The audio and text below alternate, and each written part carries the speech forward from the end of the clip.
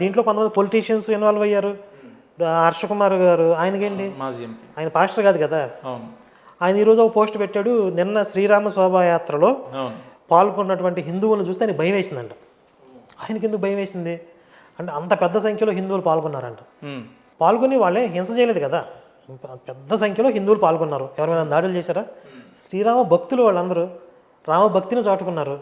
రామ భక్తిని చూస్తే రాక్షసులకు భయం వేస్తుంది. ఈయనకెందుకు నాకు అర్థం కాలేదు. ప్రవీణ్ పగడాల అనే వ్యక్తి చనిపోతే ఆ చనిపోయిన అంశాన్ని ఎందుకు మీరు ఇనిషియేట్ తీసుకున్నారు, లీడ్ తీసుకున్నారు? మీ స్పెషల్ ఇంట్రెస్ట్ ఏంటి అని అంటే? నేను తీసుకోలే.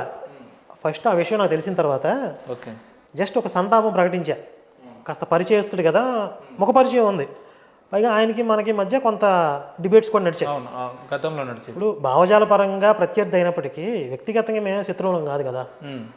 కాబట్టి మానవత్వంతో మనం అక్కడ కన్సర్న్ చూపించాం, మానవత్వంతో సంతాపం చెప్పాం. ఏ రకంగా చెప్పారు? ఫేస్బుక్లో పోస్ట్ పెట్టా అంతే. ఇలా ప్రవీణ్ పగడాల గారు చనిపోయినట్లుగా తెలిసింది.